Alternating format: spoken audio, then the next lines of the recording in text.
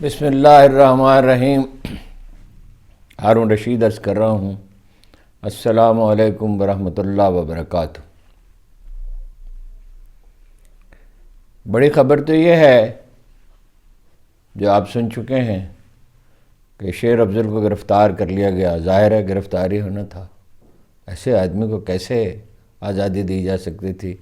یہ آدمی آزاد رہتا تو پختونخوا کی طرح پنجاب میں بھی ایک انقلاب برپا کر دیتا،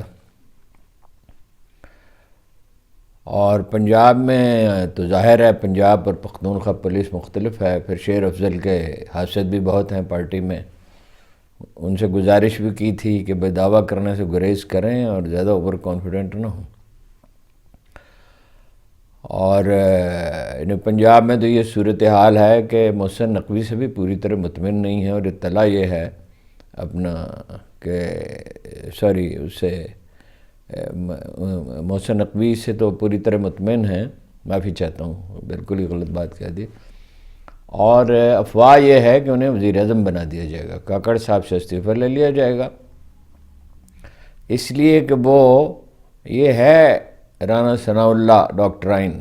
اس میں رحم کی کوئی گنجائش نہیں ہوتی، اس میں قانون کوئی نہیں ہوتا، اس میں آئین کوئی نہیں ہوتا۔ آپ کو یاد ہے کیا رانا صاحب جو ہیں شریف خاندان کے بارے میں کہتے تھے، مجھے تو حیا آتی ہے اس کا ذکر کرتے ہوئے جب پیپلز پارٹی میں تھے، لیکن یہ کیسے خوش آئے، ان کو کتنے پسند آئے اور کس طرح ان کے فلسفے پر چلے ہیں۔ اور لاہور ہائی کورٹ نے حکم دیا ہے کہ بھئی یہ افسر مقرر نہ کیے جائیں الیکشن کے لیے، بجائے اس کے کہ وہ اپنا ان سے پہلے بھی عدالت کہہ چکی تھی کہ ہم عدلیہ کے لوگ فراہم کر دیں گے، بجائے اس کے کہ ان سے فہرست مانگتے وہ سپریم کورٹ میں جا رہے ہیں۔ مطلب الیکشن کو ڈیلے ہونے چاہیے۔ زرداری صاحب بھی کہہ چکے ہیں، مولانا فضل الرحمان بھی کہہ چکے ہیں، امیر مقام بھی کہہ چکے ہیں، اور نون لیگ کے صاحب بھی کہہ رہے ہیں ٹائم چاہیے۔ نواز شریف صاحب کو ٹائم تو چاہیے، اگر یہ معلوم نہیں کہ اس ٹائم میں وہ کریں گے کیا، چلا ہوا کارتوس ہے، چلے گا کیا؟ اور یہ کارتوس اب چل تو نہیں سکتا۔ زبردستی کی بات دوسری ہے۔ عمران خان نے بہت اہم بات کہی ہے، اس کے سب قرائن اور سب شواہد موجود ہیں کہ اسرائیل اور بھارت میں ان کی برطرفی پر جشن منایا گیا۔ یہ میں تفصیل کے ساتھ عرض کرتا ہوں۔ پشاور ہائی کورٹ نے حکم دیا ہے کہ مساوی مواقع دیے جائیں پی ٹی آئی سمیت سبھی کو، ورنہ چیف سیکرٹری صاحب کارروائی کریں۔ چیف سیکرٹری صاحب کیا کارروائی کریں گے؟ سلیم احمد کا شعر ہے، شاید کوئی بندہ خدا ادھر آئے، صحرا میں اذان دے رہا ہوں۔ خیر اذان تو دینی ہی چاہیے، کوئی آئے یا نہ آئے تو الگ بات ہے۔ مسجد قرطبہ میں اذان دے دی تھی علامہ اقبال نے، وہاں کس نے آنا تھا؟ بجوز آپ کا کس نے سجدہ کرنا تھا؟ مگر اذان تو دینی چاہیے ہمیشہ۔ پشاور ہائی کورٹ جو ہے اس نے بڑی روشن مثالیں قائم کی ہیں، جسٹس بابر ستار نے کی ہیں۔ خال خال کہیں کہیں بند ہوتے ہوئے بازار سے کیا چاہتے ہو، ہے غنیمت کے سسکتے ہیں ابھی چند چراغ، بند استاد احسان دانش کا شعر ہے، بند ہوتے ہوئے بازار سے کیا چاہتے ہو۔ لیکن خیر یہ بازار کھل بھی سکتا ہے۔ یقین پیدا کرائے ناداں، یقین سے ہاتھ آتی ہے وہ درویشی کے جس کے سامنے جھکتی ہے فغفوری۔ ان سب موضوعات پہ تو میں بات کروں گا ہی۔ تو اعجاز الحق صاحب کے بارے میں بڑی دلچسپ خبر آئی ہے۔ وہ لندن میں تھے تو ان سے کہا گیا کہ یا تو جہانگیر ترین کی پارٹی میں چلے جائیں یا اس سے الائنس کر لیں۔ پھر یہ کہا گیا کہ نواز شریف صاحب آپ کے گھر جائیں گے۔ آپ کو پتہ ہے نواز شریف صاحب جو ہیں وہ ایک ایک دروازے پہ جا رہے ہیں۔ ایم کیو ایم، مولانا فضل الرحمان ان سے پہلے، باپ پارٹی جس پہ اتنی تنقید کرتے تھے، چودھری شجاعت جن کے بارے میں کہا تھا کہ کبھی زندگی بھر ان سے ہاتھ نہیں ملاؤں گا، بلکہ اور بھی سخت فکرہ کہا تھا۔ اعجاز الحق کے گھر بھی جانے چاہتے۔ اعجاز الحق نے کہا میں 27ویں منزل پہ ہوں، ہوٹل میں اسے چھلانگ لگا دوں گا، یہ تو برداشت کر سکتا ہوں مگر ان کے ساتھ نہیں ملا سکتا۔ میں نے کہا اعجاز صاحب، فون کیا ان کو، اعجاز صاحب یہ آپ کے والد گرامی کا تحفہ ہے۔ اور وہی کیا، اور بھی بہت سے تحفے ہیں، اور اب ان کی سیاسی وہ صافتی بیوائیں ان کا نام نہیں لیتی۔ بہرحال اعجاز الحق صاحب الیکشن لڑنا چاہتے ہیں بابر نگر سے، میں نے پوچھا ان سے، تو وہیں سے شوکت بسرا بھی لڑنا چاہتے ہیں۔ میرا مشورہ تو یہی ہے، میرا مشورہ خیر کون سنتا ہے، کہ اعجاز الحق کے مقابلے میں پی ٹی آئی کو امیدوار نہیں کھڑا کرنا چاہیے، اس لیے کہ جو دوسرے امیدوار ہیں ان کے جیتنے کا کوئی چانس نہیں ہے وہاں پہ، اعجاز الحق کی کامیابی کا بہت امکان ہے۔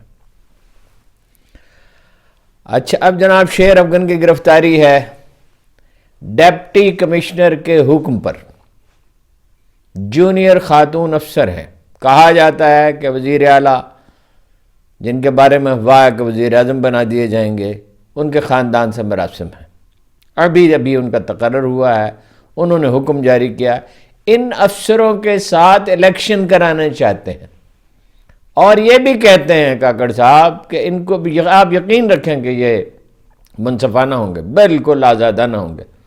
خیر کاکڑ صاحب نے تو یہ بھی کہہ دیا کہ اگر سیاسی پارٹیاں اور دانشور اور پارلیمنٹ یہ فیصلہ کرتی ہے کہ قائد اعظم نے جو اسرائیل کی مخالفت کی تھی اس کے برعکس 2 ریاستی حل جو ہے وہ قابل قبول ہے، تو قائد اعظم کے نظریے سے نراب کوئی کفر تو نہیں ہے۔ یہ وہی بات جو زرداری صاحب نے کہی تھی جب معاہدہ کیا تھا، ججوں کی بالی کا مکر گئے تھے، پھر کہا تھا کہ قرآن اور حدیث ہے، تو ان سے عرض کیا تھا جی یہ قرآن اور حدیث ہے، کیونکہ قرآن کریم میں لکھا اوفوا بالعہد ان العہد کان مسئولا، وعدے پورے کیا کرو کیونکہ وعدوں کے بارے میں سوال کیا جائے گا۔ اور فلسطینی اہل غزہ کی مدد کرنا اور اس جہاد میں شریک ہونا، یہ بھی جو ہے انہوں نے کہا کیا کہ یہ الہام ہے، انہوں نے کہا، بہت سخت جملہ انہیں کہنا نہیں چاہیے تھا، کاکڑ صاحب کو پڑھے لکھے آدمی ہیں اور تو ان پہ اعتراض ہو سکتا ہے مگر ان پڑھ آدمی تو نہیں ہے۔ تو قرآن کریم میں کیا لکھا ہے؟ اس آیت کا مفہوم یہ ہے، میں مفہوم اس لیے کر رہا ہوں، بے احتیاطی ہو جاتی، کوئی لفظ ادھر سے ادھر ہو جائے تو 2 سے اعتراض کرتے ہیں اور بجا کرتے ہیں، ان کا حق ہے کہ اعتراض کریں۔ تمہیں کیا ہو گیا ہے؟ تم ان لوگوں کے لیے کیوں نہیں لڑتے ہو؟ گھروں سے کیوں نہیں نکلتے ہو جو کمزور پا کر دبا لیے گئے ہیں، اور جو اللہ سے فریاد کرتے ہیں کہ یار اب ہمیں ظالموں کی اس بستی سے نکال۔ اور جہاد کیا ہوتا ہے؟ مجھے بہت مسرت ہوئی، میں ان کا بہت مددار نہیں ہوں، مفتی صاحب نے جو فتویٰ دیا جسٹس تقی عثمانی صاحب نے کہ جہاد تو فرض ہو چکا ہے، جہاد تو فرض ہے، اب جتنا کر سکتے ہیں اتنا کریں۔ اسماعیل ہانیہ نے کہا ہے کہ پاکستان اگر بروئے کار آئے، اور بروئے کار کا مطلب آپ سمجھتے ہیں صرف دھمکی دینا کافی ہے، اسرائیلی وہیں رک جائیں گے، لیکن اللہ کے رسول نے فرمایا تھا اصحاب سے کہ امت پہ ٹوٹ پڑیں گے لوگ اس طرح جیسے دسترخوان پر بھوکے ٹوٹ پڑتے ہیں۔ تو اصحاب نے پوچھا یا رسول اللہ کیا تعداد کم ہوگی؟ فرمایا نہیں، وہن کی بیماری میں مبتلا ہوں گے۔ پوچھا کیا وہم کیا ہے؟ کہا موت کا خوف، کافر کی موت سے بھی لرزتا ہے جس کا دل کہتا ہے اس سے کون مسلمان کی موت مر۔ تو شیر افضل صاحب تو ہو گئے گرفتار، مگر آبرو مندی سے بھی کیا جا سکتا تھا، کالر سے گھسیٹا، توہین بہت کرتے ہیں، یہ ہے رسم۔ ہاں جی، اس سے صوبوں کے درمیان نفرت بڑھ سکتی ہے، اور غالباً یہ ایک مقصود بھی ہو سکتا ہے۔ تو کیا آدمی ہے، کیا شاندار گفتگو کرتا ہے، کرزمیٹک ہے، کتنا بڑا لیڈر بن کے اس سے بڑا لیڈر بن جائے گا۔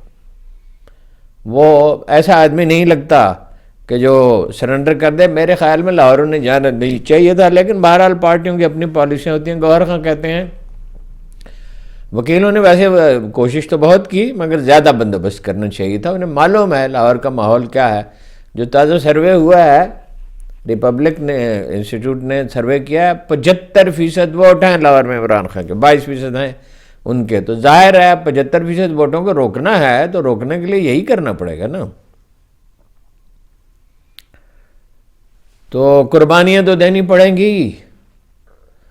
جیلوں میں ہی جانا پڑے گا نا، قتل تو نہیں ہو رہے لوگ۔ کیا شاعر نے کہا تھا، ستون دار پہ رکھتے چلو سروں کے چراغ، جہاں تلک یہ ستم کی سیاہ رات چلے۔ قربانی دینی پڑتی ہے، مکمل آزادی یوں ہی حاصل نہیں ہو جاتی۔ میں عمران خان نے جو کہا ہے نا جشن منایا گیا، میں اس کی تفصیل ابھی آپ سے عرض کرتا ہوں، اس کے سب قرائن اور شواہد موجود ہیں۔ ڈونلڈ لو نہیں ہے، وہ تو ایک کارندہ تھا، مقدمہ تو خیر اسی پہ ہونے چاہیے، اس لیے کہ کہا تو اس نے، اور جنرل باجوہ بھی ایک کارندہ تھے۔ فیصلہ یہ کیا تھا نیتن یاہو نے اور جو بائیڈن نے کبھی فون نہیں کیا عمران خان کو، آپ نے غور کیا اس قدر؟ اور پھر جب وہ روس چلے گئے اور آزاد خارجہ پالیسی کی طرف بڑھنے کی کوشش کی تو پلان تو یہ تھا، وہ خیر میں بعد میں عرض کرتا ہوں۔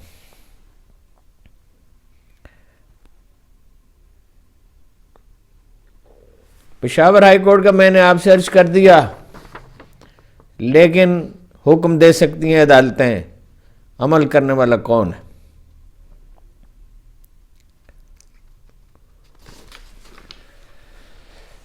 جناب جسٹس مظاہر علی نقوی نے اوپن ٹرائل کے لیے ایک اور خط لکھ دیا، بڑی جدوجہد کی ہے جج صاحب نے، بڑی تکلیف اٹھائی ہے، اور انہوں نے کہا ہے کہ خیر ان کے موقف کے تفصیل میں جانے کی ضرورت کیا ہے۔ وہ میر نے کہا تھا، فتح و شکست تو نصیبوں سے ہے ولے میر، مقابلہ تو دل ناتواں نے خوب کیا۔ اور جناب جسٹس ریٹائرڈ شوکت صدیقی کی بڑی جدوجہد انہوں نے کی ہے، انہوں نے جنرل باجوہ کو، جنرل فیض حمید کو، اور سابق D G I S I کو، اور سابق چیف جسٹس اسلام آباد ہائی کورٹ انور قاسی صاحب کو بھی فریق اس میں بنایا ہے، انہیں طلب کرنے کی درخواست کی ہے۔ نواز شریف صاحب کی تقریر میں نے سنی تو نہیں، مگر اس کے اقتباسات دیکھے اور سنے، دوستوں سے ڈسکشن کی اس پہ، تو وہی میرا تاثر یہ چلا ہوا کارتوس ہیں، بھیک مانگ رہے ہیں اقتدار کی، خدا کے لیے مجھے اقتدار دے دو اور میرے بعد میری اولاد کو دے دو، مجھ پہ ترس کھاؤ، میں نے بڑے دکھ جھیلے، اس ملک کے عوام نے ان کے ہاتھوں کوئی دکھ نہیں جھیلے، نہ زرداری صاحب کے ہاتھوں دکھ جھیلے ہیں، نہ کوئی جاوید چینی والا پراسرار حالات میں مرا ہے، نہ کوئی ڈاکٹر رضوان مرا ہے، نہ مہنگا کہتے ہیں میں نے معیشت کی تعمیر نو کی تھی۔ جب یہ گئے 1993 میں تو $600 ملین تھے، اور جنرل مشرف کے زمانے میں کتنا روپیہ تھا، اور جب یہ زرداری صاحب آئے پھر اس کے بعد آئے، اور کتنا قرض تھا، آئی ایم ایف سے جان چھڑا لی تھی، $60 کا ڈالر تھا، 61 کا ڈالر تھا۔ انہوں نے اسحاق ڈار کو وزیر خزانہ بنایا، اور کام کیا ہے؟ عمران خان کی نکالی، مذمت، ان کے صاحب پہ سوار ہے، کوئی خاندان کا آدمی ایسے نہیں، خود صاحبزادی، بھائی، بھتیجے، حمزہ ہیں پالیٹکس میں، باقی تو لوگ پالیٹکس میں نہیں ہیں، ان کی نکالی کرتے ہیں، اسی طرح کے جلسے کرتے ہیں، ان کے صاحب پہ سوار ہیں جی، اور کہتے ہیں لاڈلا ہے عمران خان لاڈلا ہے جس کے خلاف سماعت بھی نہیں ہوگی کھلی عدالت میں، اور آپ اس طرح خطاب فرما رہے ہیں جس طرح وزیر اعظم بن چکے ہیں، جیسے 2013 میں رزلٹ آنے سے پہلے ہی آپ نے اپنی فتح کا اعلان کر دیا تھا۔ لاڈلے آپ ہیں، ایجنسیوں نے آپ کی پرورش کی تھی یا اس کی تھی؟ آپ کو کس نے انڈسٹریز کا منسٹر بنایا تھا؟ کس نے پھر وزیر خزانہ بنایا تھا؟ کس نے وزیر اعلیٰ بنایا تھا؟ کس نے کہا تھا نواز شریف کا قلعہ مضبوط ہے؟ کن لوگوں نے آپ کو 1990 میں وزیر اعظم بنایا تھا؟ کتنی کریکٹر اسیسینیشن کمپین کی گئی تھی بے نظیر بھٹو کی، اور اس میں کون کون شامل تھا؟ معیشت کی تعمیر کا نام نہیں لیا، 70% زر مبادلہ لگ بھگ ٹیکسٹائل انڈسٹری کماتی، جو ان کے ہر دور میں تباہ ہو جاتی ہے۔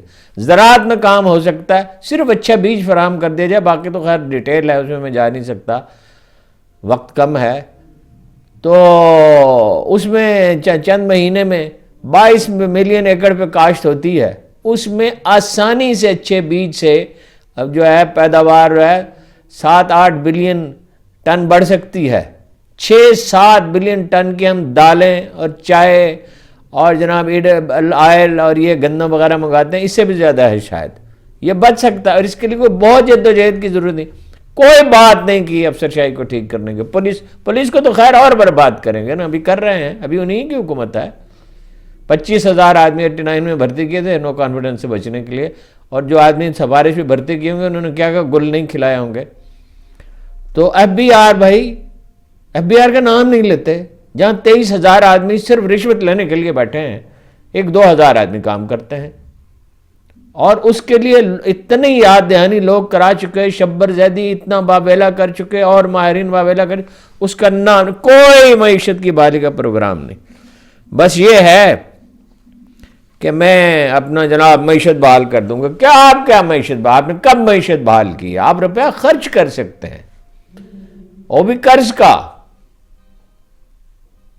قرض کی پیتے تھے میں، اور یہ سمجھتے تھے کہ ہاں رنگ لائے گی ہماری فاقہ مستی ایک دن۔ کتنا قرض اس ملک پہ آپ نے اور زرداری صاحب نے لاد دیا، اور اس حکومت نے لاد دیا، اور آپ کے بھائی نے لاد دیا ہے۔ آپ ہی کی حکومت تھی نا جو آپ کے بھائی کی حکومت تھی۔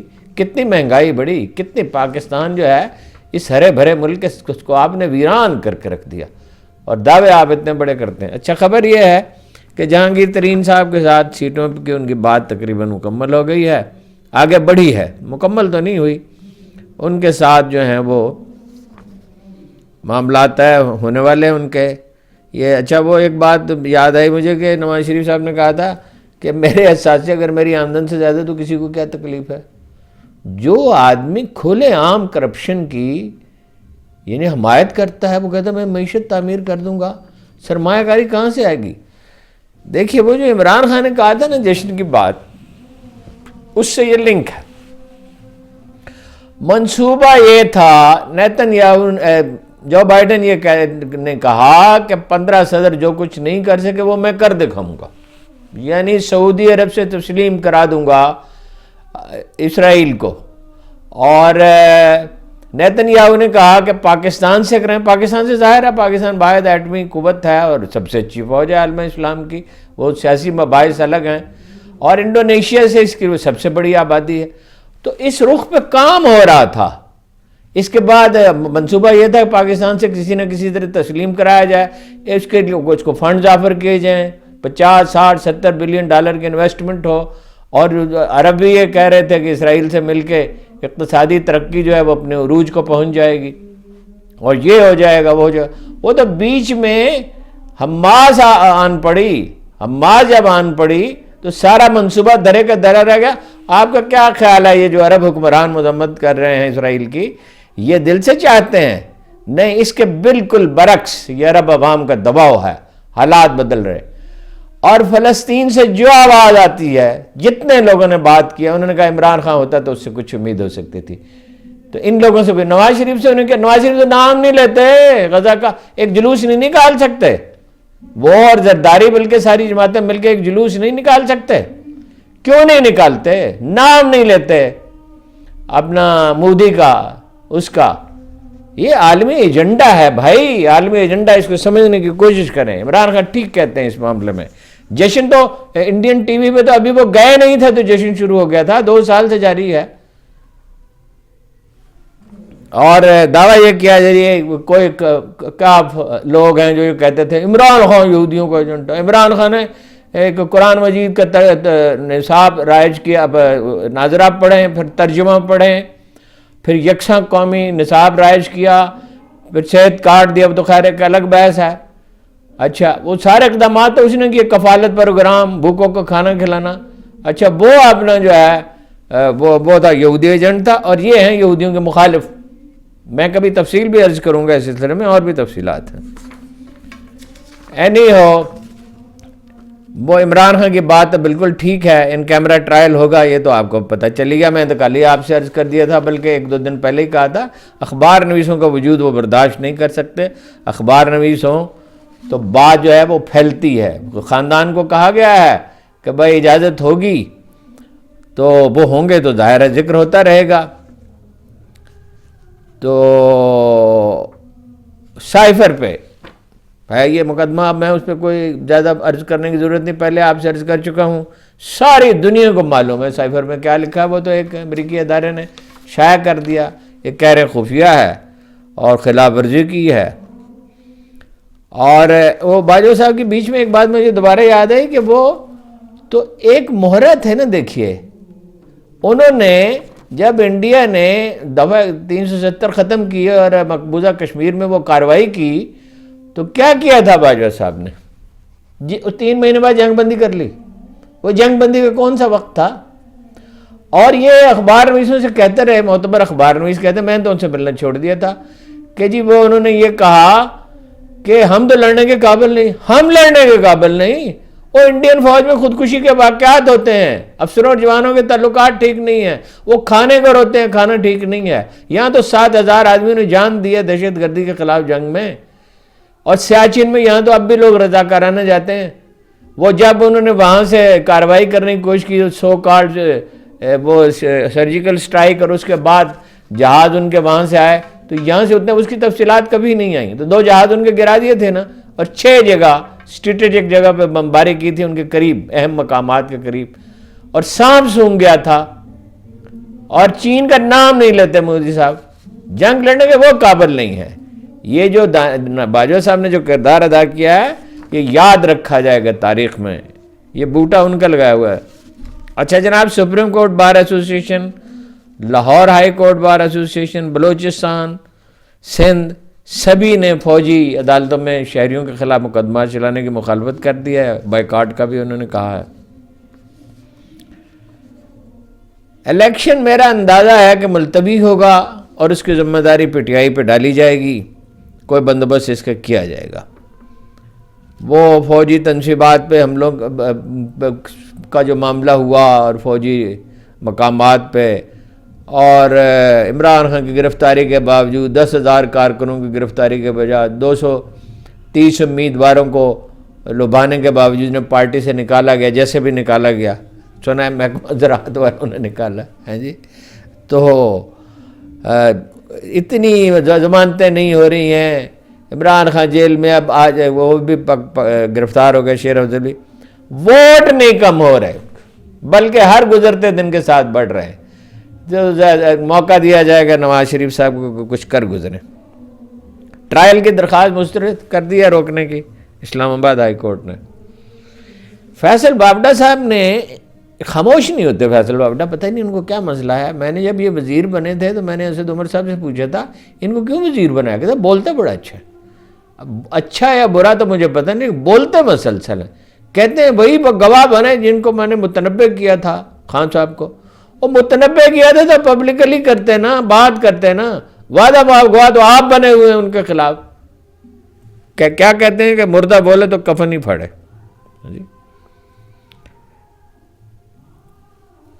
ایک آخری بات میں آپ سے یہ کہنا چاہتا ہوں، باتیں اور بھی بہت ہیں کہنے کی، کہ دیکھیے یقین ہی وہ چیز ہے، اور جد و جہد ہی وہ چیز ہے جو نجات پیدا کرتی ہے۔